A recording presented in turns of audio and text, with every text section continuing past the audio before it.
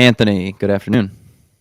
Hey, good afternoon, Alex. How you doing? I'm fantastic. I'm not in Park City, Utah, which I love. I've been there a couple of times, but Columbus, Ohio is fun for us, so we enjoy ourselves out here. You didn't tell me where you are in Ohio. Columbus, yep. So right in the middle, man. We're the state's capital, and I'm actually going to the Buckeye game this Saturday. To this episode will be out way after Ohio State plays Tennessee, so we'll just have our fingers crossed in the short term. I probably shouldn't mention that my son is a Michigan grad, and although I have been to Columbus, I've landed a F-4 Phantom at Wright Pat Air Force Base in some really bad weather. Well, so I know your hood. Well, it's funny you say that. Why don't you give us a quick intro, and then I kind of want to talk about Wright Pat, and I want to hear your thoughts on what's going on in New Jersey, because you're my source right here. You know, I don't get to talk to many fighter pilots, so I need to hear it from the horse's mouth. Cool. Quick intro. I think you're talking about just a quick snapshot of my background. Yes. Sure. So my name's Anthony Bourke. Many people call me AB, and I hope you'll feel comfortable doing so today. I have a bit of a split background professionally in that I am, as you referenced, a former U.S. Air Force F-16 pilot.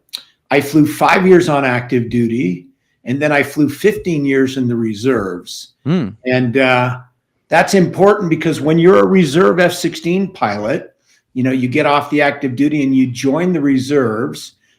You are certainly very warmly welcomed by your new squadron, but pretty quickly your squadron commander takes you aside and says something like, hey, new guy, time to go find yourself a real job.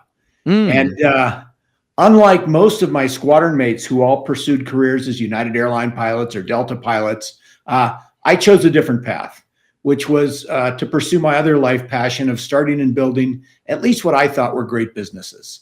And so I kind of got my fingers in a bunch of stuff. I right off the bat went to work for a company called Weyerhaeuser Mortgage, and I helped them open a regional branch for Weyerhaeuser Mortgage in the Central Valley of California.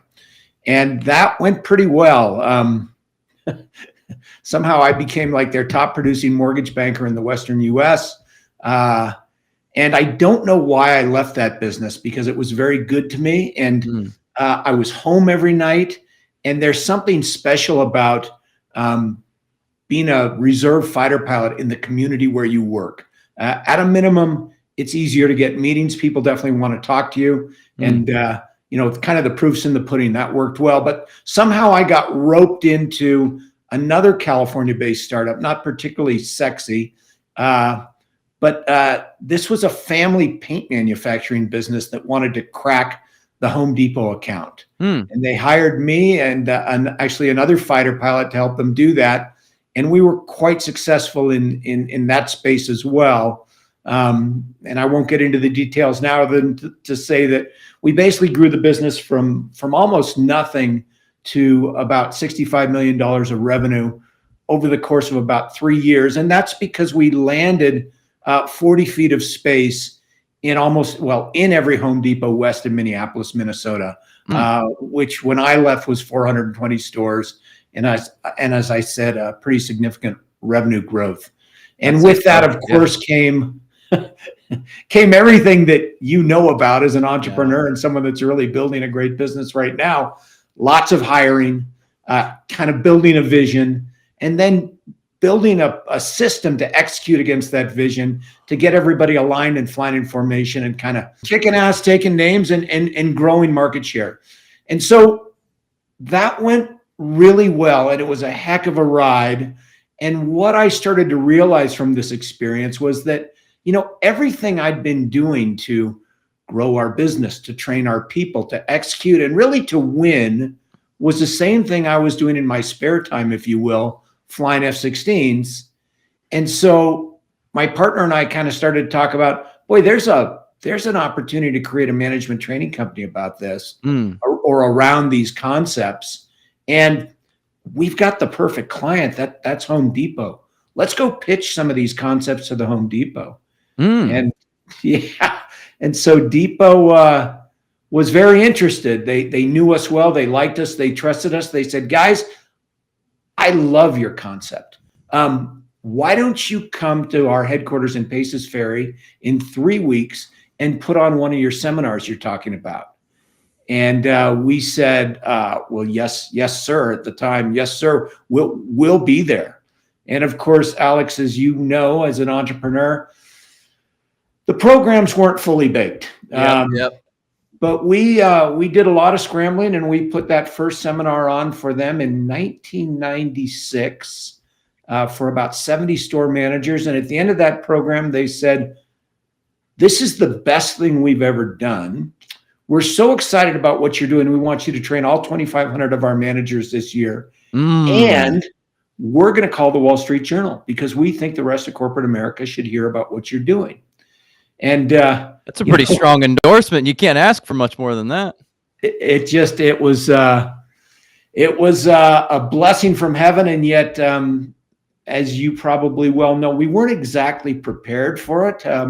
This is kind of before the internet. We didn't really have an office. We didn't have an 800 number. The only semblance of an office was in my partner's basement up on a lake in northern Georgia. He had one of those little 16 message answering machines on his desk. And when that article came out in the Wall Street Journal, which amazingly was a half-page story on the front of the marketplace, section that said, fighter pilot principles applied to business. He went on a fishing trip in Guatemala, and no one was there to take any calls. And when he came back, there were 16 messages on that answering machine. Yeah, right.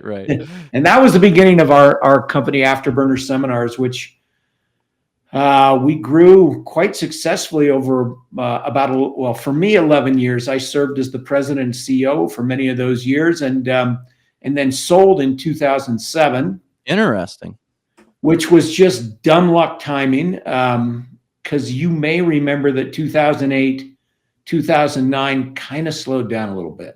Yeah, I heard about that. I was I was probably like a sophomore or junior in high school. I would have been a sophomore in high school, and you're kind of naive to what's going on in the world when you're a sophomore in high school. You're focused on soccer, you're focused on girls and sports. You're not like, hey, the global economy might be melting down. Like, oh, okay, well, what does that mean? Well, your focus was in the right place. I'm also a soccer player, so I get that. And certainly when I was in high school, I was attracted to girls. I'm now just attracted to one, as you can imagine, my wife of 34 years. But anyway, I had a non-compete for a couple of years, got involved in a couple other projects. And then in 2009, when the non-compete went away, I started my current business, which is called Mach 2. Well, that sounds like some phenomenally rapid growth across multiple different companies. That is really something to behold. And I'm sure you wouldn't call it luck because, luck is where, hard work and opportunity meet each other. But it sounds like you were really in the right place at the right time for a variety of different projects, and you had the right people and teams around you, and we're pitching the right things. Yeah, I think, I don't think I can say it better. I think you definitely make your own luck.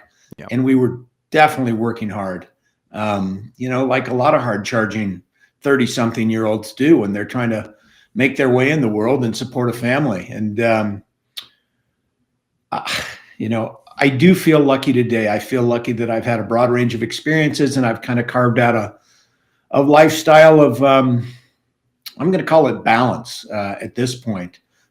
Today, instead of having a big team of people speaking, now it's just me, and I speak 40 to 50 times a year at corporate meetings and events, talking about, again, fighter pilot principles applied to the world of leadership, teamwork, communication, organization, discipline, and really execution. And that allows me to do a lot of other things I love, one of which is you reference, I live in Park City, Utah. I'm a ski junkie. So right about this time of year, when it snows, I spend a lot of time on the ski hill. And then in my spare time, I make Russian River Pinot Noir and Chardonnay. That's my other passion. We've been doing that specific project for about 21 years. All right. Heck yeah. Take me back. What was the impetus to get into the Air Force? Were you a kid who just knew you were going to be a pilot, or did this serendipitous route? How did that actually occur?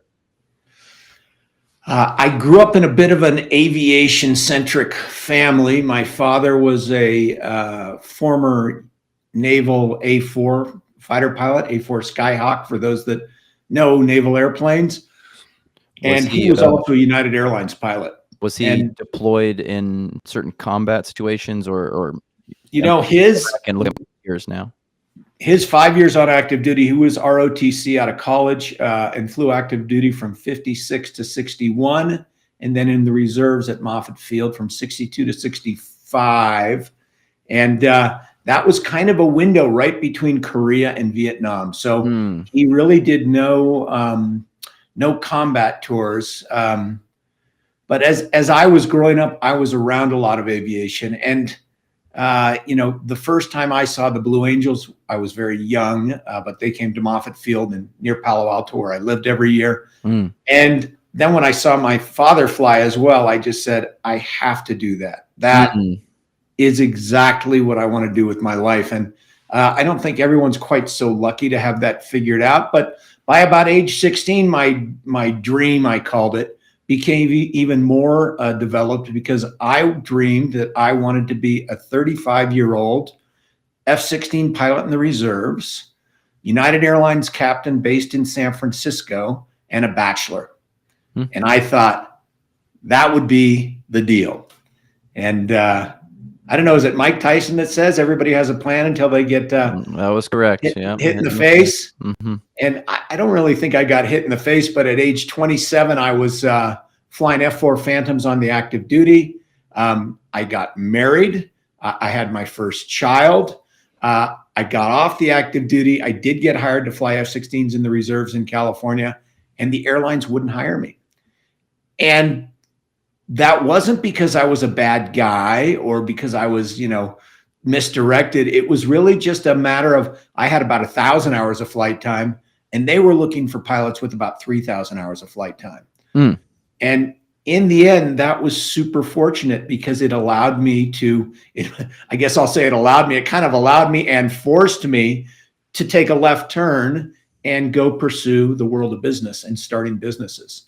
And that's probably the luckiest thing that ever happened to me. As you talk about luck, I never would have started these other businesses if I had been a union airline pilot. What was the process of going through that training like? Because that's what we hear. It's that it's super grueling, and not many people make it through that fighter pilot training. I'm basically basing this off of seeing Top Gun and Top Gun 2, essentially. But how difficult was that? And was there a fear throughout that process? Like, I may not make it through this. Like, this is what I've always wanted to do, and I may not make it through. There absolutely is that fear. And for people to use any other word would be kind of bragging, to tell you the truth, because getting through pilot training ultimately is a 2-year process. And the entire process, they are essentially trying to weed you out. So, and I'll take you through it quickly. Before you even become, at least in my case, well, let me start at the beginning. First, you have to go to officer candidacy school and become an officer. So you like right out of high school, essentially? Well, right out of college in my case. Okay.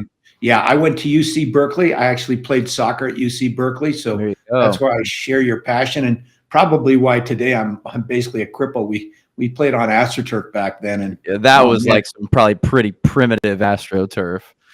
Oh, it was early days AstroTurf. Yeah, it was about that thick over a concrete, surface. Like basically carpet on concrete. Yeah, it really was. It was good for guys who were really quick.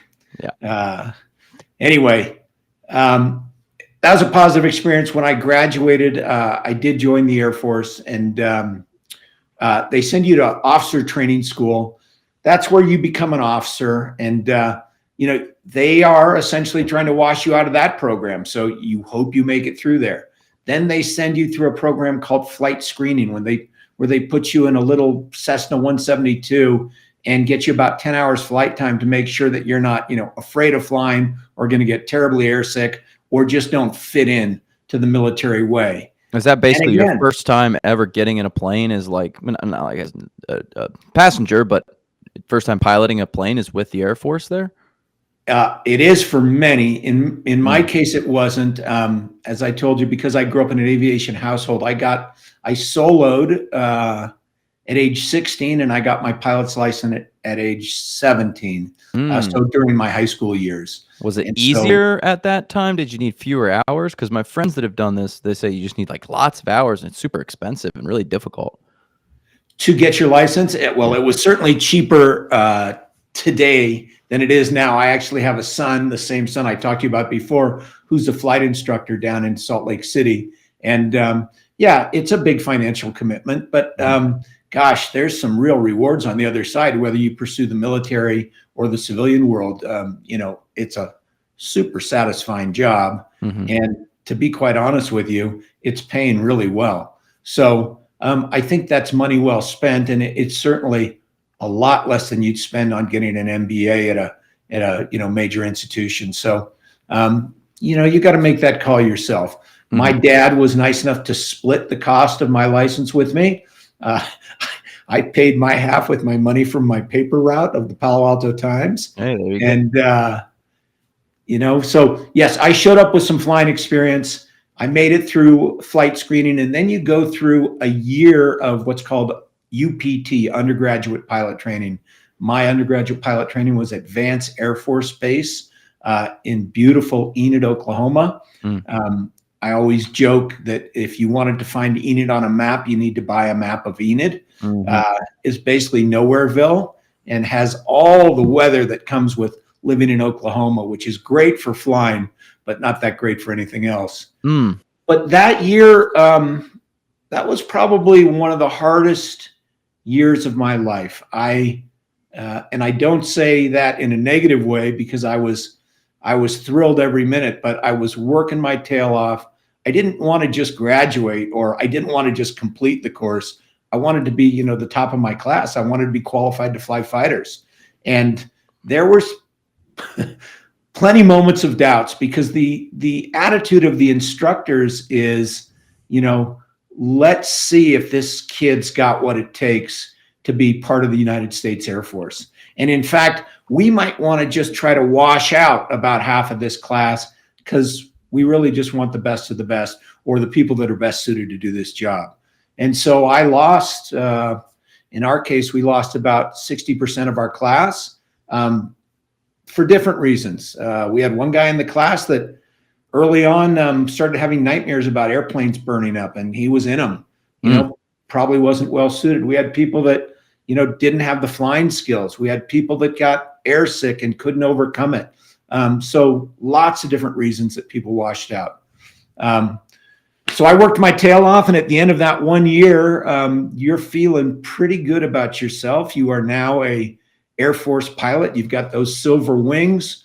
You are also a commercial multi-engine rated pilot in the civilian world.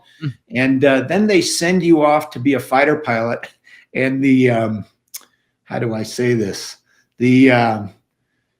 The beatings start all over again, because, you've got so much to learn. And so that was almost another year of my life. And that included learning how to fly the F-4 Phantom. And it also included going through land survival, water survival, and prisoner of war training, which, land survival, for example, you're out in the woods in Spokane, Washington for about a week, trying to live off the land, eating bugs, trying to kill, squirrels and get by on whatever you can, and figure out, if you were shot down in an airplane, how would you escape? How would you evade? How would you get back to a safe place? And just when that wraps up and you're feeling like, boy, I did a good job there, whoops, you're captured, and you all get thrown into prisoner of war camp, and the beatings start once again. So I got back to my first operational squadron 2 years after I started training, and the same mentality is there. Okay, you're an Air Force pilot, you're trained in the F-4 Phantom, and you don't know a damn thing about being a fighter pilot. So listen up, kid, because now's when the real learning starts. And so becoming a fighter pilot is kind of having the attitude that I can always get better. I can always learn something new. It's this culture of continuous improvement. And it's the land of no slack. You're talking about a group that really wants to be the best. and they're trying to groom every single person in that squadron to be the best, because we want to be part of the best Air Force in the world, and we want to be the best squadron in that Air Force, and I want to be the best pilot in that squadron. And that's pretty much the same attitude as every other pilot there. So what would happen? Let's say you passed the first round of the Oklahoma-based training, but like, AB is not that good. What would they do? They'd make you do cargo planes or something like that, or would you still be eligible for like fighter pilot type planes? So in any given class, and these aren't hard, fast numbers, but in any given class in the Air Force, in Air Force pilot training, some percentage of the class, and let's call it the top 30%, becomes qualified to be fighter pilots. Mm-hmm.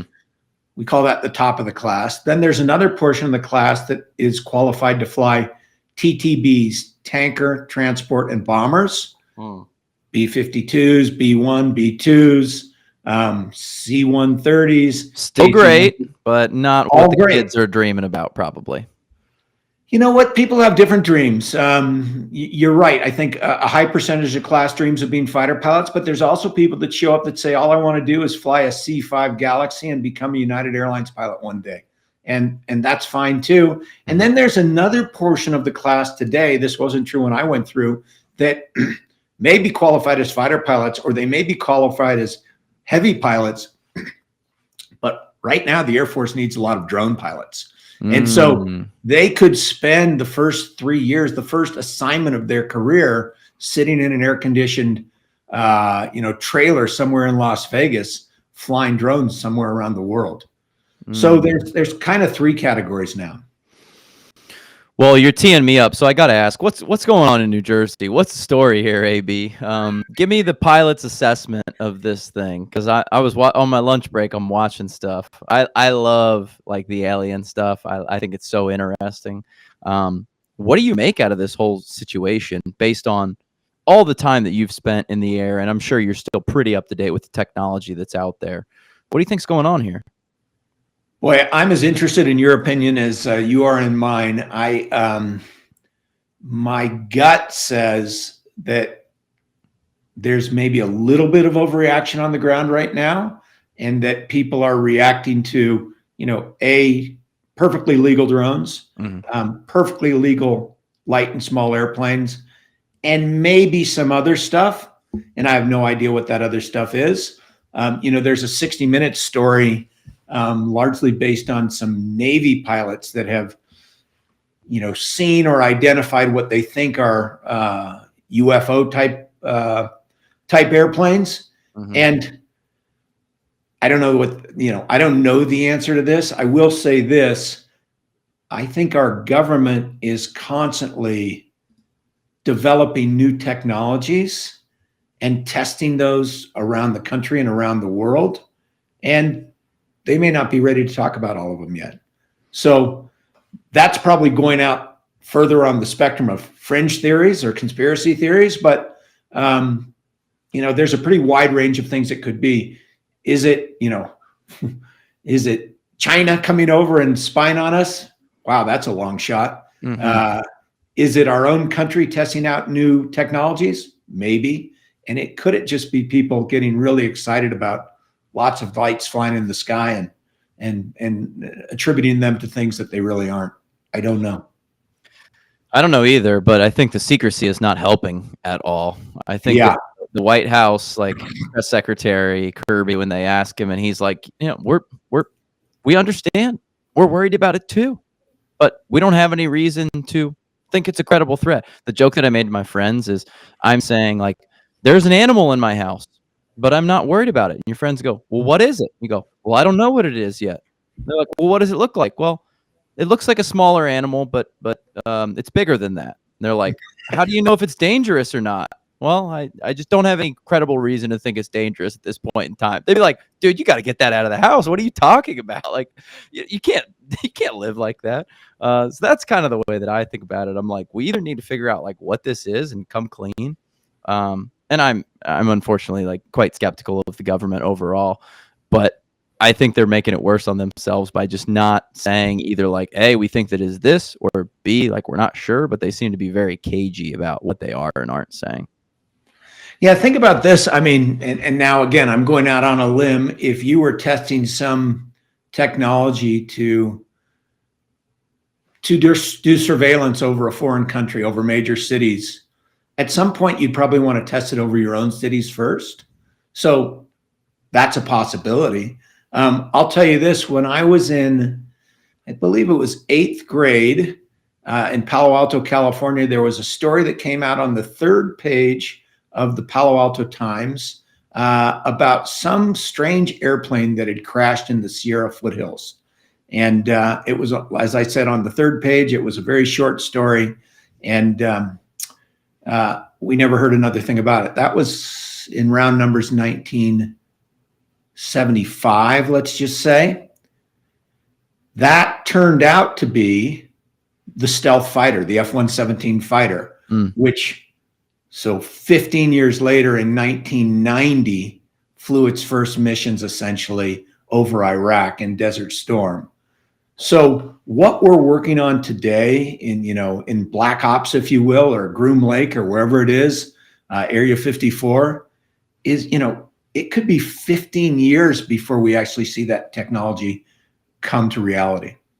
Oh, I absolutely and positively think there's a lot of like hidden tech out there, but it just feels like an odd strategy to repeatedly like fly it over and over these cities in New Jersey when there's already like a public outcry, and they're like, and we're going to keep doing it. It's like, well, you'd think they would stop and try to like shove it down, be like, yeah, I don't know, that was weird, but it's over now. So, but you're making the assumption that, and maybe rightly so, but you're making the assumption that in fact, this is some sort of military test. And in fact, it could be 10 other things, and we really don't know. Right. I just want to know, like, I just want to figure it out. And I don't know enough about drone technology, but they said that there's no heat signature. What does that mean, AB? Well, heat signature would generally come off an engine. And so you would be able to track it with some sort of infrared sensors. If there's no heat signature, possibly they've got really cool engines, or something battery. Would batteries give off a heat signature? So, a battery would be likely running some sort of electrical engine. Can you either have that engine so efficient that it doesn't put off any heat, or doesn't put off enough heat that no sensors can identify it? This isn't my specialty, but I imagine anything's possible. Interesting. Yeah, well, I mean, the reason you said you landed once at Wright Pat, but they actually shut Wright Pat down on Friday because they had like some sort of a drone interaction that they were concerned about. I mean, to shut a whole base down, I don't know what that is like, or what that even means, or how serious that is. It sounds like a big deal to me. Yeah, in my mind, that could be anything from some sport drone flyer hanging around a Wright Pat and trying to take videos of airplanes on final approach, and some airplane comes in and says, geez, there's a drone on final approach, and they say, whoa, let's shut this thing down until we get this figured out. Who knows? I don't know either. So what would be the most likely reaction? Let's say there's I think drones are maybe a different story. Let's say there's a sport flyer. Like, let's say, you AB are in your Cessna and your navigation gets messed up, and you all of a sudden are entering over Wright Pat or any base. Like, what's going to happen at that point in time? Yeah. You are going to be, so I'm just going to paint the picture. You're flying your Cessna 172. You're a student pilot. You get a little bit lost for whatever reason, and you end up over Wright Pat. You're in you're flying into a military field. Air traffic control is going to do everything they can to keep you safe, and they want to make sure that you're not a threat to the military base. So, twofold. The first thing that should happen is they're going to try to contact you on your primary radio and say, hey, Cessna 172, do you hear me? Respond. You need to listen to us. If they don't get you on the primary radio, they're going to use an emergency frequency called GUARD. And then the whole world is going to hear that they're trying to contact you, and all airplanes should have guard up all the time. And then if you're not responding and flying in an area that you shouldn't be, pretty quickly there's going to be some fighter jets scrambled, and they are going to come identify you and try to figure out what's going on. And they're for Cessna 172, they're probably going to assume that you're lost. But after what happened on 9/11, now over 20 years ago, we worry about every threat in the air like that, and so they're going to fly right up next to you and say, is there somebody there? They're going to try to make hand signals. They're going to try to lead you away from the danger and get you back on the ground and sort it out.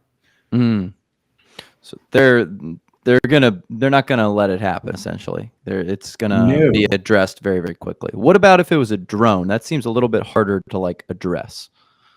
I think so too, especially depending on how big the drone is. I assume many of these drones, and again, I'm not a drone expert, but these smaller drones are probably invisible to radar. So they're not squawking an IFF code, a transponder code. They can't be picked up by radar. The only way you could pick them up is visually. In many cases, they're hovering. And if you're talking about a fighter jet, it's pretty hard to go much slower than about 130, 140 knots. So if you could imagine driving down the highway at 150 knots and try to make sense of a drone that you just, drove by, that would be tough. And you'd probably have to figure out other ways to identify it. Maybe with helicopters, maybe get the sheriff involved. Don't know. Yeah, that seems to be a scary thing that clearly is being used in Warcraft now. Like, I listened to a podcast with someone who was basically on the front lines of Ukraine, and they said it's just constant. Zzz. They're like, it's all over everywhere. And I know the Ukrainians, and probably the Russians too, but the Ukrainians are kind of underfunded. So some of the things that they're doing is just buying commercial drones, and they're strapping, weapons of war to them, and they're going and taking out these multi-million-dollar tanks with $200 drones. And some of them can fly pretty far now. I mean, it is scary. I know that's going to be a big thing in the future of Warcraft. So it's really interesting you bring that up, because if you think about it, if you're an Afghani or an Iraqi or now an Ukrainian, you are living in the world where drones are over you constantly. And sometimes those drones are launching missiles or launching weapons at you. That hasn't happened in our country yet, and hopefully it never happens. But there's a whole group, that's lobbying every day for how we can turn the sky black with drones in the United States of America. Whether it's delivering packages, whether it's through, for surveillance, whether it's for law enforcement. And so this is going to be a little bit of a wrestling match, because I'm just listening to you. I think I'm with you. I kind of like being able to sit out in my backyard and not have cameras looking down on me and not hearing buzzing sounds in the sky. So I'm not sure I'm in favor of, drones being everywhere. Yeah, it's funny you were saying that. I'm just looking now, 5 days ago, story, Amazon begins drone deliveries in Phoenix and plans nationwide expansion. A lot of our business is on Amazon, and I kind of think about this, and I'm like, yeah, that makes sense as an idea. That totally would be convenient if instead of 2 days, you're thinking, oh, it's going to get there in 2 hours, and it doesn't have to go through traffic and all this. But there are other order effects that come on with that. I was thinking about this after I listened to that podcast. Maybe 2 or 3 days later was the first Trump assassination, and I was like, well, that kid, he had to be present there to shoot that weapon. I was thinking in my head, well, what would have stopped him from just being 2 kilometers away and strapping a bomb of some sort? And I know they're crazy fast, so some of them can just buzz in, and you can go high and then come down. It's kind of a scary thought that that's maybe not that far away. And clearly this is going to become a serious thing in the next decade. And maybe sooner. Yeah. Well, I mean, clearly we don't know what's going on with these drones. I mean, this is a lot of hype and hubbub about it. And I want to know, I want to know what's going on. Are these aliens? Are these humans? Is this China? Is this USA? Maybe a, thought for you is get a retired drone operator, a young guy or gal that's just gotten out on your show sometime, and get their take on this, because this is such a hot topic and I feel so underqualified to talk about it. I'm just not that smart on drones.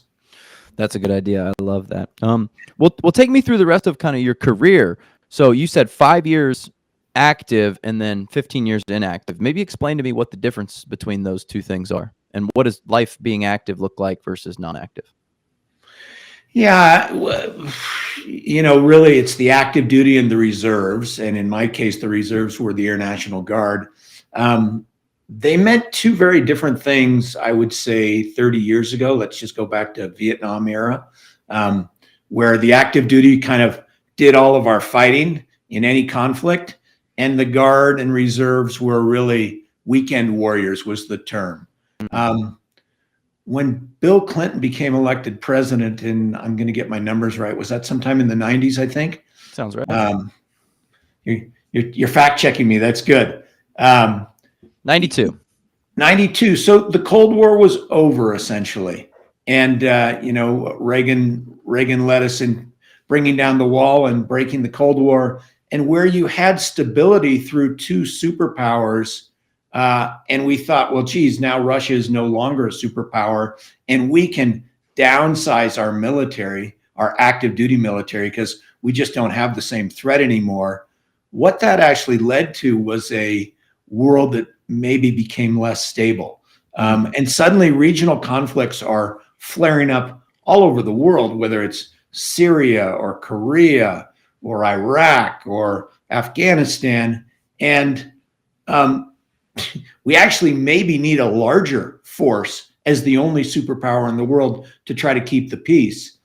The Guard and Reserve over all those years had been, prior to this time, had been saying, hey, put us in. We want to get more involved. We can help in these conflicts. And so suddenly they started inviting the Guard and Reserve to participate in these different conflicts. And for example, I think in Desert Storm, the Guard and Reserve provided 30% of the air support and air power. And today, I think those numbers are even higher. So to be on active duty, your job, your sole job, is with the Air Force or the Army or the Navy or the Marine Corps.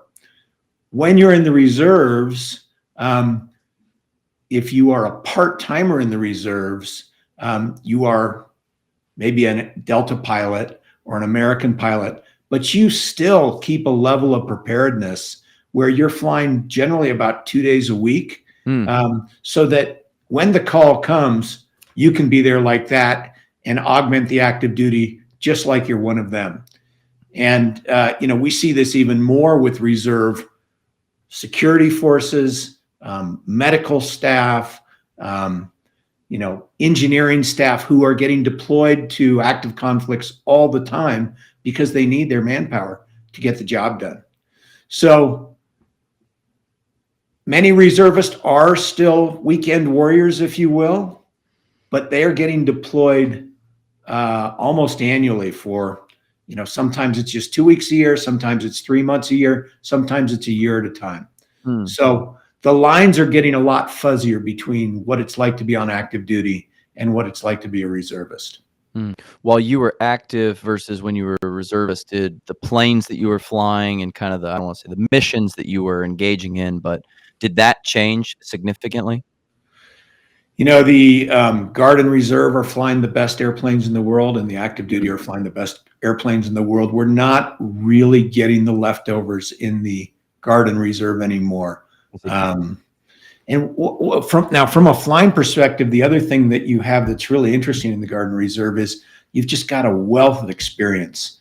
So where the average fighter pilot on the active duty maybe has 700 hours of flight time, the average fighter pilot in a Guard or Reserve squadron, has something like 1,500 or 2,000 hours. And by the way, in their spare time, they're airline pilots. So they're essentially flying fools.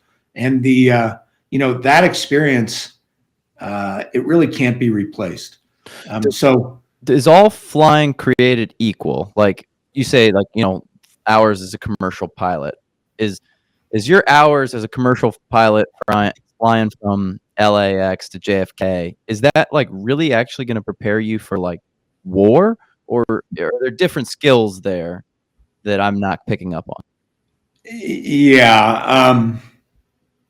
I would say all flying hours are not created equal, because if you are flying a large, heavy aircraft where you're doing 5 and 10-hour missions, a big portion of your time after the landing gear come up and you climb up to 36,000 feet and you put the airplane on autopilot and cruise to New York is pretty relaxed, unless you have an emergency.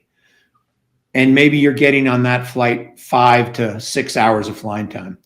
As an F-16 pilot or an F-15 pilot or an F-35 or F-22 pilot, you're getting hours like 1 hour at a time, maybe sometimes 2 hours at a time.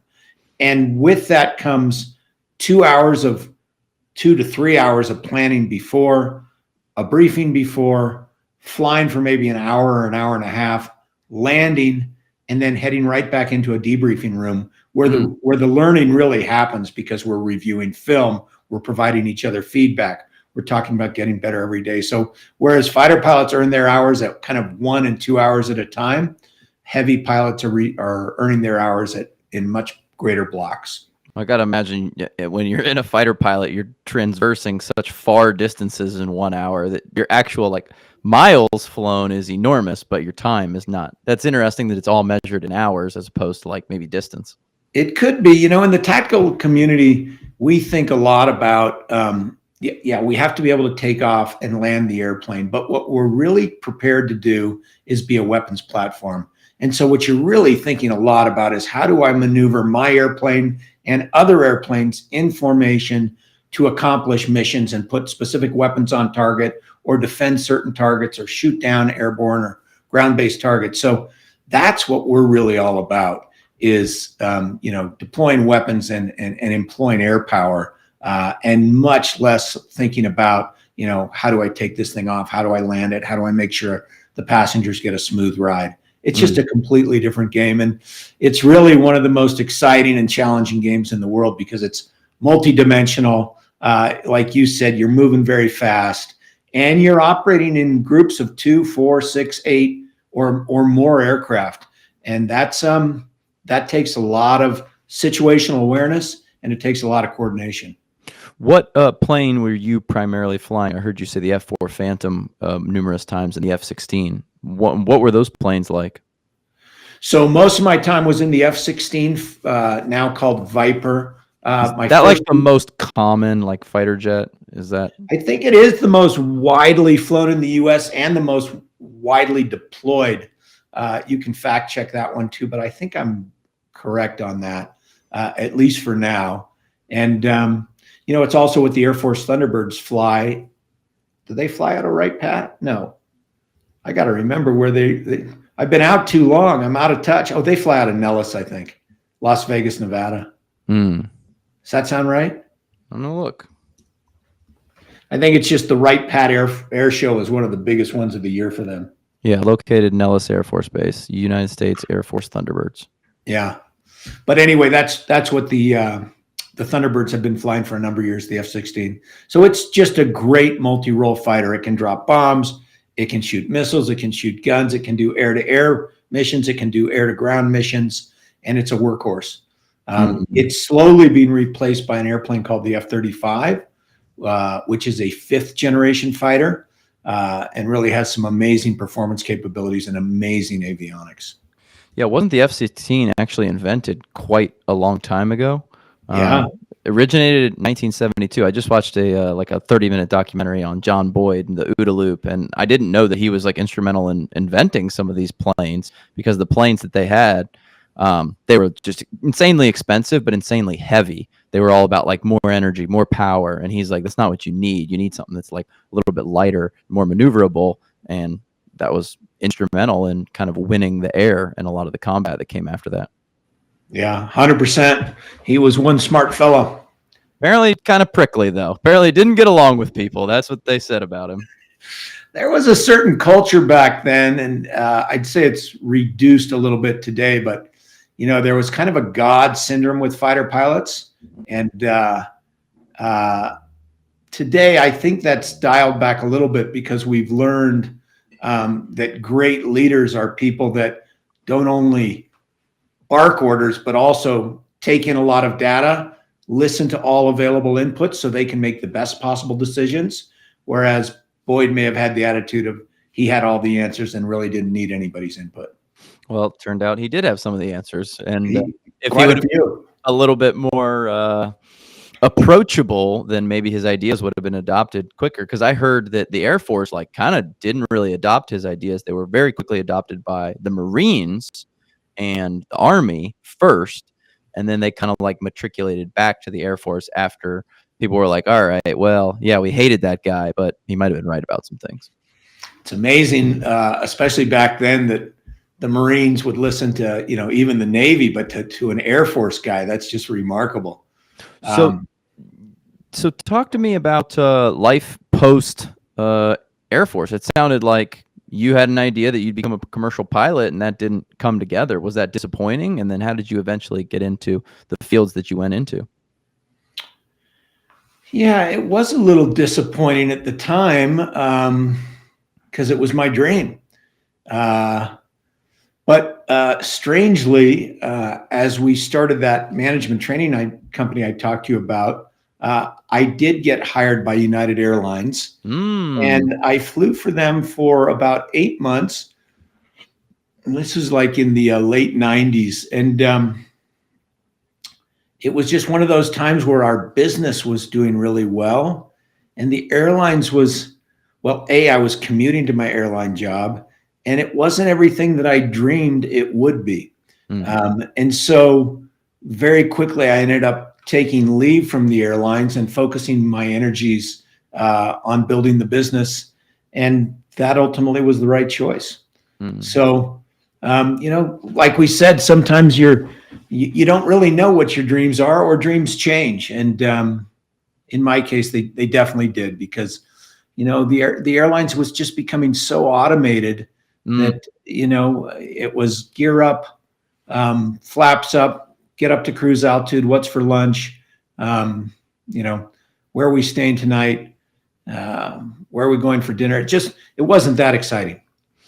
Do you feel like you have a need for excitement? I know that's a common thing amongst guys who are involved in like high level operations of the military, that after they get out, sometimes they'll do some like kind of extreme things. Do you feel like you maintain that? Do you still get that from like flying? Do you still fly often? The need for speed. I think I've always had the need for speed, and I was worried when I stopped flying fighter jets that, number one, I was going to lose my mojo, and number two, that where would I get this same adrenaline rush, which I just don't think you compare to anything. Flying a fighter in a squadron of superstars it's irreplaceable. I think I kind of filled some of those voids by buying a fast car, and then maybe doing some adrenaline type sports. I love to ski. I love to surf big waves, although as I get older, fatter, balder, grayer, I'm probably not doing as much of that as I used to. I love riding a mountain bike, just areas where you can get a rush. I haven't been flying that much recently, although since my son became an instructor pilot, I'm flying with him, and that's pretty satisfying. Yeah, a fast car doesn't quite compare. I'm seeing the F-16 can go 1,500 miles an hour. So you're like, wow, I went 150. It's like, yeah, it's like 1/10 of what I've gone. Yeah, 150 miles an hour is about the speed that we get airborne. It's just different. It's just completely different.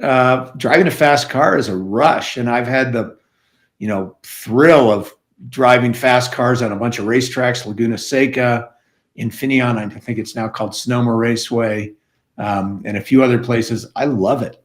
And I've driven go-karts, head to head with some of my pals. Just couldn't be more fun. It's a little bit of a different dimension, or lacking a few dimensions. Before you get to this management training company, I want to talk about going from 500,000 to 65 million in 3 years, because that's riding a wave right there. We've gotten our company close to 50 million, but it's taken a decade. And as I was saying to you before we started, it's like, oh man, this has been fast. And sometimes you feel like it's fast. Sometimes you feel like, oh, it's been a decade. I can't imagine doing that especially with a product-based business. It's one thing to say my software company like did the Instagram thing and we went from, 6 people, 10 people to like 1 million users downloading it a month or something like that. What was that like in a product-based business, and how did you manage that? I think maybe the most interesting part about this was we decided to take a completely different tact than any of the other vendors at Home Depot. So think about, this is the early 90s. Home Depot is the king of home improvement retail. There's a couple other players, but they're nothing. I mean, Home Depot owns the DIY, the do-it-yourself market. And I think they had something like 80% market penetration. So if you were living anywhere in the country and were doing a home improvement project, you were probably going to go to Home Depot to buy your drywall, your nails, whatever it was. Now, there were hardware stores all over the country and they were still good, but Home Depot was very rapidly kind of replacing them and almost cannibalizing their own business. They were putting so many orange boxes or Home Depot stores in neighborhoods. What we went to Home Depot with, we said, Depot, you're doing an incredible job with the do-it-yourselfer. There's nobody better in the business, but you're missing a golden opportunity. You're set up beautifully to sell to pros, to contractors. And if you think about it, most of your DIYers are shopping in the evening or they're shopping on Saturday morning. These pros will come in on the weekday mornings first thing, and where a DIYer buys maybe 5 gallons of paint a year, a pro buys 50 gallons a week, sometimes 100 gallons a week. And by the way, they need a whole bunch of other stuff like tape, rollers, nails, hammers, all kinds of things that you sell. You are perfectly set up to sell to the pro. So I'll tell you what we're going to do. We are experts at dealing with pros. We have a professional line of paint. We've been selling to pros through factory paint stores forever. We're going to develop a professional line of paint for you, and we're going to teach you how to sell to the pro. Even better, our vendors aren't going to just come in and dust cans and hang around the aisles. They're going to go out into the marketplace. They're going to cold call on professional painters, bring them into the store, and teach you how to sell to them. I mean, nobody was doing this. So we were like, I call it a value add vendor. We were showing Depot something they never even thought about, really. And so that's what really, that gave us a niche. There were 3 paint vendors in the store, but there was really only one paint vendor who was set up with pros. And because pros need so much paint, we needed 40 feet in every store just to support the pros that we were bringing in. And we constantly, our reps in the stores were constantly communicating with the store managers, letting them know what we were doing for them, how we were adding value. So for example, if you landed a big deal and somebody bought a pallet's worth of paint because they were painting an entire school, our reps would take pictures. Back then we had Polaroid cameras. We'd take pictures. We'd fill out a little pre-made form and say, hey, this is the name of this pro. This is what they bought. This is when they picked it up. This is the job they're doing. And here's a picture of me with that pro picking up their paint and taking it back to their job site. And we just pinned those on the store manager's doors if we couldn't find them. So they're constantly hearing about this company is just changing my whole market. And that really made an impact on Depot. So, it was looking at an existing successful business and saying, isn't there something more we could do? And how could we help them grow even more? Yeah, that's really interesting. There's this kind of ratio that over the last year has become really important to me and my company. It's the lifetime value of the customer. It's like the gross profit that you get off one customer. And it sounds like you kind of just hit on, hey, you have all these weekend warriors and their lifetime value might be $100 in profit. But if we can lock these pros into using us and Home Depot, we might get a lifetime value of this customer of like $10,000. So like, fortunately, we have a lot of like extra margin to go and do the little things to acquire that customer and bring them into the store, because if we can acquire them, they have a really, really long leash in terms of what they're going to do for the business. And that's something I'm thinking a lot more about at our company, is like, how do we increase that lifetime value of the customer? Yeah. And, you know, the interesting challenge is, how do you change a culture? The culture still has to support the do-it-yourselfer. Mm-hmm. That's their bread and butter.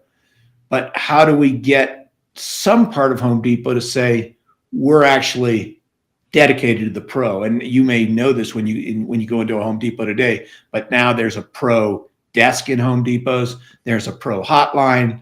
There's the pro paint center. And so that wasn't an overnight sensation. That took a while, and there was a lot of pushback. But I think in the end, Depot benefited pretty dramatically, and as did we. Yeah, it's interesting you say that, because those big companies, they don't really want to change that much. Well, they're not changing for you. Yeah. They were killing it. Their stock was through the roof. You know, all these employees had stock. They were getting rich. But it just, you know, at 80% market penetration, you just realize we don't have that much more runway to go. Well, yeah, if we continue down this one spot. Exactly. Once you have like that amount of penetration, then you need to increase that lifetime value of the customer, because you've already acquired the customer. Like, they're yours now. They're on the hook. Like, now you got to increase the value of that customer to your business. That's, you know, kind of business 101 there. That's fascinating. It was a fun ride. Change is hard, and change can be good. So what was the family? You said it was a small family business. What was life like at that family after they went from 500 grand to 65 million in 3 years? Well, they loved it, and they were just such a wonderful family. You know, the grandfather had started the business, and now the son was running it, and he was a hard-charging guy that also went to Cal a few 8 years ahead of me. He was bigger and tougher. He played football. But, you know, he was he was not opposed to taking chances. He wasn't opposed to trying things. And he was a great team leader. His people loved him. They'd run through walls for him. And so when he led the charge, we were all there. So it was an amazing experience. After having such a good run with that company, was there hesitation to go out and start your own thing? Because it's like, hey, this is going so well. Like, you know, maybe we can keep going. Maybe we can go to 80 million, 90 million, 100 million. Or was there an event that you're like, it's time. I got to go. I got to do something different. The turning point for us, and I say this because of me and my partner at the time, was this paint company. We were becoming concerned that Home Depot could very easily replace us. I mean, there were a lot of other well-regarded brands of paint who could pretty quickly come and say, well, I can make a contractor's grade of paint, and we can do the same thing.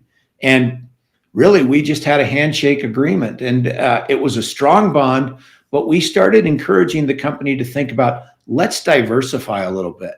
Let's go into Home Base. Let's go into Lowe's. Let's diversify our business so all our eggs aren't in this one basket. And there was some disagreement about that. And, you know, ultimately management decided, no, we bleed orange. We support Home Depot and they'll support us. And we didn't think that was going to pan out. So interestingly, after we left, it didn't pan out. And, you know, they brought in other vendors and market share changed really dramatically. So, you know, it was kind of the unfortunate kick in the butt we needed to say, well, let's go try something else. Yeah, and, that's key customer risk 101, right? Yeah, and I'll tell you what, that had kind of been one of our other dreams. My partner and I met in pilot training, and he'd handed me a book early on, written by a woman named Dottie Walters, called Speak and Grow Rich. Dottie Walters was a middle-aged woman who had written this little paperback book that said, you know, you can go out there and speak at corporate meetings and events, and you could make like $5,000 for a speech. And we were just thinking, like, are you kidding? Mm-hmm. $5,000 to go give a 1-hour speech? Put me in. I want to do that. Yeah, right. And so we kind of started realizing, like, man, we could talk about fighter pilot principles applied to business. Let's go make it happen. Mm-hmm. And so that was a very scary time. When we started building that company, we both quit the airlines. I had a wife and 3 kids. I had a little bit of money coming in from the reserves, but it was a huge leap of faith. And, it paid off. And what we kind of got into a mode of saying was, you can't run a full-time business with part-timers. So are you in or are you out? Mm-hmm. And we went all in, and that paid really big dividends. Well, the big thing that I always think about it when I have friends or family or people who look, side hustles are great. Like, the goal should be to get your side hustle be your main hustle. But I also have friends who have like 2 businesses or 3 businesses. And I think I heard it this year that it's arrogant to think that you're going to be able to do 2 or 3 different businesses and beat someone who is only doing 1 business. It's like, oh gosh, that makes so much sense. It's a little arrogant to think like I can do this part-time and still beat you when you're doing it full-time. It's like, damn it. Like, you got me. And I have a lot of friends that are on that train where they have 3 or 4 different businesses that they're working, but they're not really focused on any single one thing. It must have been 2002. 9/11 had happened, and I was spending a lot of time flying homeland defense over our country in F-16s. Our management training business, Afterburner, was going through the roof, and I was running it as CEO at that time. And believe it or not, back then, I was working for United Airlines kind of on the side. You called it a side hustle. And so I was gone like 5 or 6 nights a week and just burning the candle at both ends. In fact, for a period of time during that time, I told my squadron commander, I need to take a leave from flying fighters because I can't keep it all straight. But my son, who was about 8 years old, my youngest of my 3 children, came in my office one day, and I had a home office, and he kind of stood in the corner, and he's just sitting there quietly. And I just looked around, and I go, "Hey, what's going on, Liam?" And he said, "Dad, when I get big, I'm never going on any trips." And I was like, whoa. I was like a missile to the forehead. Yep. And I thought about that for about 5 minutes, and I said, I need to make a change. This is my youngest kid. I've got 2 older than that. He's going to be off to college before I know it. And so at that time, I quit the airlines. I gave notice that I was going to stop flying for the military when it was appropriate to get out. And I just put all my eggs in focusing on the management training company. And you know what? That has improved my quality of life so dramatically, and made us much better at what we do. So, yeah, you can only have so many side hustles before you blow up or implode. Yeah. So what is the primary thing that you are training people on with that management company or that previously held management company? So what's the impetus of that and what people learning? Yeah, today at Mach 2, as I said, my training is all about leadership, teamwork, organization, communication, discipline, execution, and in many cases, safety. Companies where, execution matters, but safety is paramount. We talk about a lot of things. Probably the biggest one that I focus on is developing some sort of cadence of what I call a feedback loop of regular briefing and debriefing.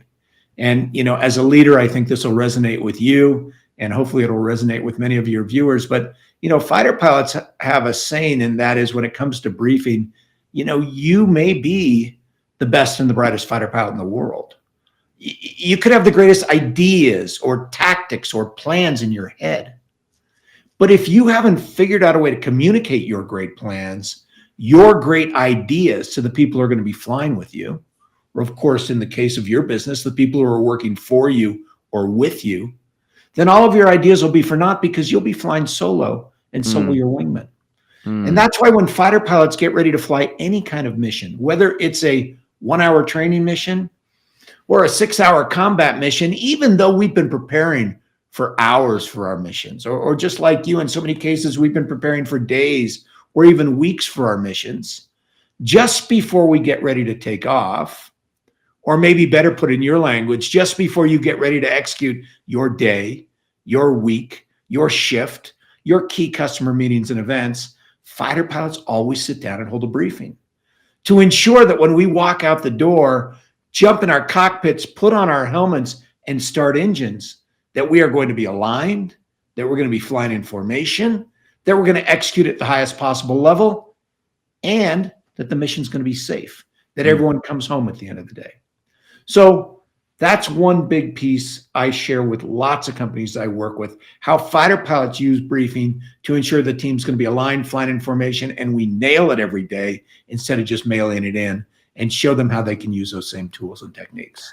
But wait a minute, AB, you're telling me I just need meetings. It kind of sounds like a meeting. I mean, we do a lot of meetings already, man. We might do too many meetings, AB. Yeah. I'm not going to say meetings because briefings are a little bit different. At least in a fighter squadron, briefing's not a planning session. It's not really a two-way conversation.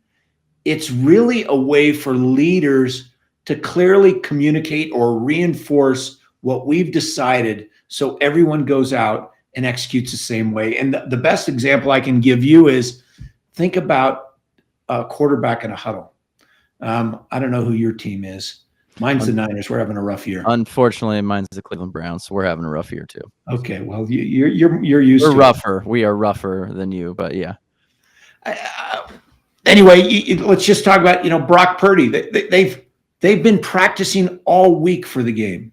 They know every play. They probably have scripted the first 20 plays. They're already going to do it. But still, before they go out and execute every play, they still huddle up, and Brock reinforces to the team, here's the play. Here's how I want you to execute. Here's what we're going to do if things don't go so great. Here's when it's going to start. Ready, break.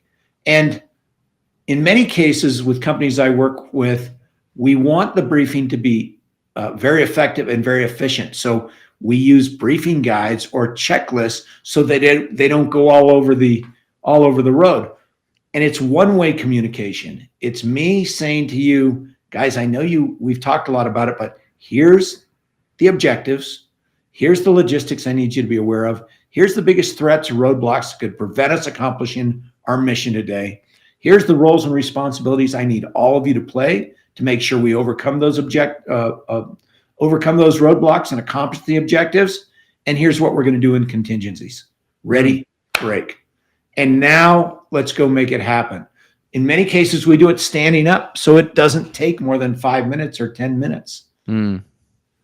So I think hopefully if we can standardize the way we brief, we can standardize the way we do a lot of our business, we can do actually less meetings. So you would try to have a standardized kind of template for all debriefings, if you will, or briefings. For all briefings, 100%. A debrief is after, right? The debrief is after, and the debrief makes the assumption that, you know what, I really don't care how good we think we are. I don't care how well we planned. I don't care how good our people are, and I don't care how good our solutions are. The fact is, at the end of the day, at the end of the mission, no fighter pilot has ever flown the perfect mission. And I think it's probably fair to say that no one in your business will ever have the perfect day, the perfect week, the perfect shift, the perfect project, the perfect customer interaction. And that's why when fighter pilots are done executing our missions, we always, always, always call timeout and hold a debrief. So we can learn from both the mistakes and the victories of today's mission, and we can continue to improve as individuals, certainly as a team, and maybe most importantly, so as leaders, we can find a way from time to time to create a safe environment, not all the time, but at the appropriate time, and get our people to give us the honest real-time feedback we need to keep the team ahead of the threats, ahead of the competition, and ahead of the inevitable change that's going to continue to come our way. So debrief essentially drives a culture of continuous improvement. We can't fix it all by tomorrow, but we can get a little bit better today. We can get a little bit better tomorrow. And 3 years, 5 years, 10 years from now, that flywheel keeps going and we keep improving. You talked about almost like a checklist in that briefing, that it's like, hey, here's my checklist that we're going to kind of hammer through, and we may only need 5 or 10 minutes. What are the important elements for that checklist to kind of like assemble your own briefing kind of template? You know, in my mind, a generic briefing guide goes something like this. Here's the scenario. Let me get everyone up to speed, no matter how involved you've been in planning the mission. I want everyone to level set so you know why we're here. Then second piece is, here's our objectives. Here's exactly what I want to accomplish. And now this is very business specific in today's meeting. For our team today, for our team this week. Here's the specific objectives we want to accomplish. And when we talk about objectives as fighter pilots, we want to make sure they're clear so everyone understands them. And we want to make sure they're measurable. I don't want to have objectives like, let's go out and, build relationships. Let's go out and kick ass. I want very measurable objectives. So when we get back to debrief, the only thing we're going to debrief us against is the objectives we set out to accomplish. Did we accomplish them? Did we not? What worked? What didn't? How can we get better tomorrow? So we talk about the scenario. We then get into the specific objectives. We then talk about the logistics. And really, we should put this in terms of, do you want to talk about a customer meeting, or do you want to talk about your week? What's a good example for you? Like a week, like aligning the week for the whole team. Like, what are the key functions this week? Scenario, hey team, we've got a huge week ahead of us. I mean, we've got X amount of orders coming in. We're bringing on a new client. We've got 6 new hires. Just lots going on. I need everyone to be focused this week. Our objectives for the week are 3 specific things. We want to close account A. We want to onboard successfully these 6 people. And we want to make sure we have no accidents or incidents anywhere in the plant. I made that up. I'm somewhere in your ballpark. Here's the logistics you all need to be aware of. First of all, I'm traveling Monday, Tuesday. So Tom's going to be in charge while I'm gone. Everybody else is around. We've got the standard way that we're operating, or maybe it's not a standard way we're operating, but you're going to just talk about the logistics of the business. Here's the biggest threats that I'm worried about this week that could prevent us from accomplishing our 3 objectives, whatever they are. Now that we've laid that out, now I'm going to lay out roles and responsibilities. I call it timings and tactics. Here's the roles and responsibilities I need all of you to do to overcome these threats so that we can accomplish our objectives this week. And now, as a leader, this is kind of my opportunity to paint a picture for the team of what a perfect week would look like. Here's the way it's going to go down Monday. Here's how it's going to go down Tuesday. Here's the roles I need you to play. Here's what I expect people to do. Here's the outcomes we expect. So I'm hopefully reinforcing in my own brain and my team's brain what a perfect week would look like. And then after I've laid out that perfect week, so everyone has a picture of what success looks like, now I'm going to go to my final step, which I call contingencies, and rip that plan apart and talk about all the things that could go wrong. And to me, the difference between threats and contingencies is quite simple. Threats or roadblocks are things we can control. We can control, let's see some good examples in your business. We can control if people come in on time to work. We can control how long our shifts are. We can control when lunch happens. We can control lots of things, but we can't control some other things. We can't control the weather. We can't control our customers. So when we talk about contingencies, we talk about the things that we cannot control. If somebody gets sick this week, here's how we're going to handle it. If our customer deliveries don't come in the way we expect them to, Here's what we're going to do. So we've already thought about these contingencies in advance and aren't just scrambling every time something unexpected goes wrong. I love that. I think the one that probably my company's missing, and I would guess that a lot of companies are missing, is that roles and responsibilities, like outlining who's actually taking ownership of what. Like setting goals is super easy and being like, here's what we want to do this week. I think most businesses do that at some fundamental level. I think where we end up running into the biggest issues is that roles and responsibilities. Sometimes in our meetings, it seems a bit ambiguous, like who's going to do what. Like we need to do this. Well, like who's we? We as a group, like I need to identify one single person who's in charge of this thing. The buck stops with this person. Yeah, I like that. You know, what comes out of this is, as a leader, you actually need to show up prepared on Monday morning. And if you think you can just slide in and, you know, motivate your team by saying, hey, team, it's going to be another great week. Everyone go out there and do a great job.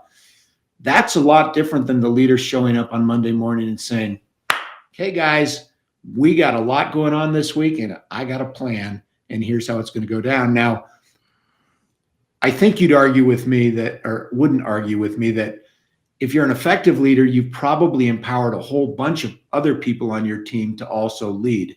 So maybe this weekly briefing is really an internal coordination meeting, and you go around with your leadership team and each one of you takes a minute to go through, here's my objectives for the week. You know, here's what happened last week. Just so you know, here's my objectives for this week, and here's where I need help. You know, here's how I plan to get it done. No interruptions, by the way, because this is brief. So you can't interrupt. Questions at the end. And in many companies I work with, we say, you get 3 minutes or 5 minutes to give your weekly briefing. And then we're going to cut you off. And next week, you'll probably show up and get it done in 3 to 5 minutes. Then we have the opportunity to ask questions and we move on to the next person. So in 30 minutes, we can probably cover 5 people pretty easily. Now we're all aligned and flying in formation. Maybe we've got 1 or 2 other key company issues we need to talk about. And in an hour, everyone's kicking off the week and on the same sheet of music. I like that. How do you ensure that people feel included in this process? Because that sounded a lot like one person is prepared and then they're instructing everyone on what the week is going to look like. How do you make sure? Because one thing I have found is people don't like it when they're only getting orders and they're only getting told what to do. They want to feel included, right? That's what we've all been told about, you know, building healthy employee relationships, is people want to feel included in decisions. So big difference between planning and briefing, right? You hopefully will get as many of your team involved in the planning process as possible. So they've got ownership. 10 heads are better than 1. 2 heads are better than 1. But at some point, somebody has to make a decision. It's probably you, maybe it's other people on your team, and we need to communicate that decision back. So I often use the expression, the 4 Ds of decision making, or the 4 Ds of planning: debate, decide, do, debrief. When we're debating, I want to get as many people involved in the planning as possible. I want to eliminate rank, and I want people to advocate passionately for what they believe is the right answer. And I encourage it. And I encourage disagreement. I believe we can disagree without being disagreeable. But our people need to know that at some point, Alex is going to make a decision. And when he does that, he's going to brief the team on what his decision is. And now everybody is going to do the same thing. The scariest thing in a business is people, after we've hashed it out and somebody makes a decision, they go back to their team and they say, yeah, Alex made a decision, but I think it's kind of stupid. We're going to keep doing things the way we always did. That's cancer in an organization, and it'll kill you. So we all are going to do the same thing. Now, here's the good news for everybody. It's not going to go perfectly. So maybe it'll be next week, maybe it'll be at the end of the month, but at some point we're going to get back together and we're going to debrief. We're going to take rank off again, and I want to hear from you, and I want to know how it's going. I want unvarnished. Actually, Alex is going way better than I expected. But there's a couple things that are really screwed up. Let me tell you about it. Now we debrief in a safe environment, providing honest feedback. We take some lessons learned, we rejigger the plan, and we go out and do again. So kind of driving that culture of continuous improvement. In a fighter squadron, we do this because our lives depend on not repeating the same mistakes. But I think your way of life and your business also depends on not repeating mistakes. So what would an ideal, weekly, monthly, yearly planning look like? You would plan first, someone would deliver the brief, and then you would eventually recap and debrief. But like, what are those intervals? When do you decide like, hey, this project is serious enough? Maybe talk me through how you think about that, so that you're not briefing on like, who's gonna do X job today. Right. I think you kind of have to decide your own tempo. I can tell you what works in a fighter squadron. I can tell you what's worked in some businesses I've been involved with. But in the end, you need to decide what's right for my business. And you need to try things. And try them for a period of time. Make a commitment for the next month, we're going to do it this way, or the next 90 days, we're going to do it this way. We're going to fine tune along the way, but this is how we're going to do business. This is going to be our cadence or our tempo, and see how it goes. And then refine and refine and refine. I love that. Yeah. I don't know if there's a canned answer there. Yeah, like I said, we just don't want to have so many meetings. I think meetings are important. I think that I don't want to. I saw a quote today, like from the CEO of Shopify. He's like, "You didn't come to work at Shopify to do meetings," and I'm like, "Well, you probably came to do a couple." The meetings are difficult for certain people in certain jobs. It's kind of the old adage of the maker and the manager schedule, right? Like, the person who's coding Shopify probably doesn't want like meetings every day, every couple of hours. But the person who's managing like 100 coders, they probably need to do some meetings. They need some status updates. They need to report back. So I think that is a difficult thing to find the correct cadence. And that's why I was interested in hearing what you thought on that. When you talk about coders, so they use in many cases, they use something called Agile. And Agile is essentially the exact thing that I'm talking to you about. At some point in the morning, they do a morning scrum, they call it, which generally is held as a stand-up. And they use their own technique, but they essentially brief each other on what they're working on, where they need help, and they get involved. And at the end of the day, they wrap up and they scrum again, and it's essentially a debrief. Hey, we said we were going to accomplish A, B, and C. How do we do? Where do we need help? What should we be thinking about tomorrow? And so they've got this cadence, but notice they're standing up. They're intentionally standing up because they don't want this to be an hour meeting. They want it to be a 15-minute meeting and then get back to work. So again, I think you have to decide what's the right cadence for your business. The other thing that I'd throw out, at least in a fighter squadron, and I think in most successful businesses, we develop enough standard operating procedures for the way we do things that we don't have to reinvent the wheel every time we hold a meeting, or we don't have to reinvent the wheel every time we start a project, because this is standard.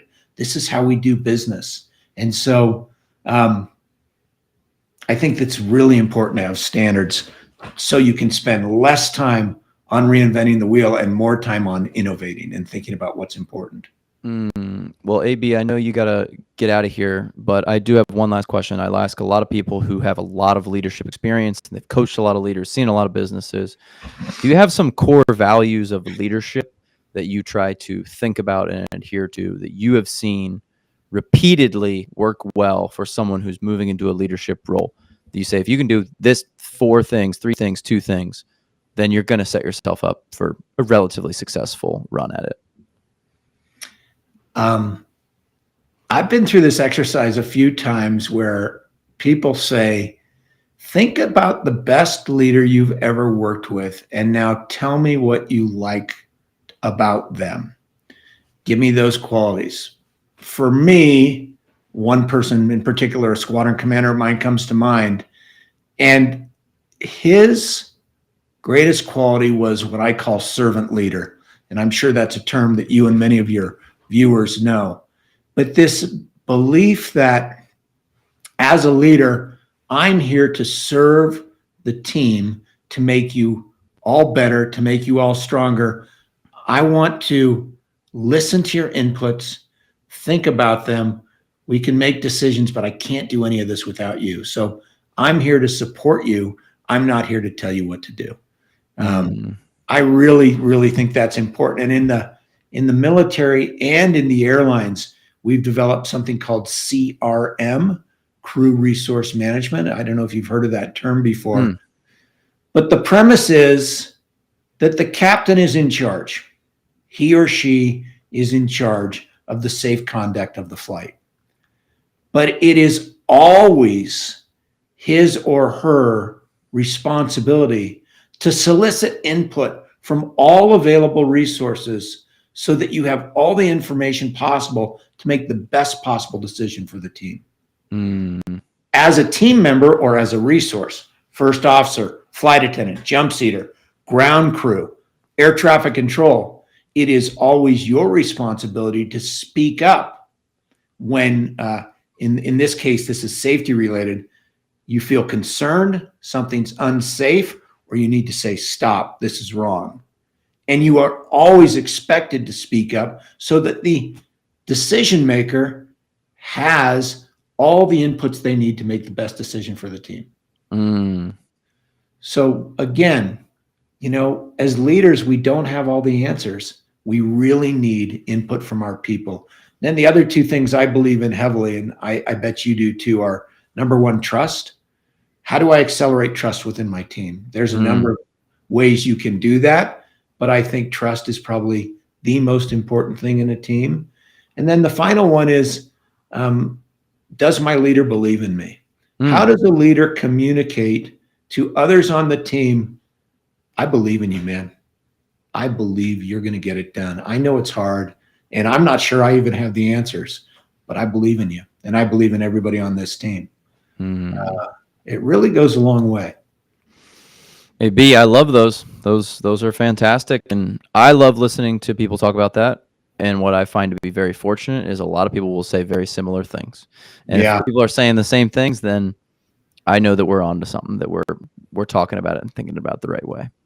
Well, you sound like you are onto something great. So congratulations. I hope our paths will cross again and we can keep hearing about your growth. Absolutely. I hope our paths don't just cross with you, buzzing overhead though. Yeah. If I'm in Columbus, you'll be the second no. And if you happen to be skiing in Park City, Utah, let me know. All right. Well, I will let you know if that does. I'll be the guy, bombing down the mountain looking like he doesn't know what he's doing. So you won't be able to miss me. You'll be bombing down the mountain or bombing at the bar. Either one is good. That's right. Yeah. Hopefully after the day of skiing, not mid-go. Right. AB, thank you so much. I really appreciate you, man. Yeah. Great to meet you. And thanks for having me today. I appreciate you. Take care.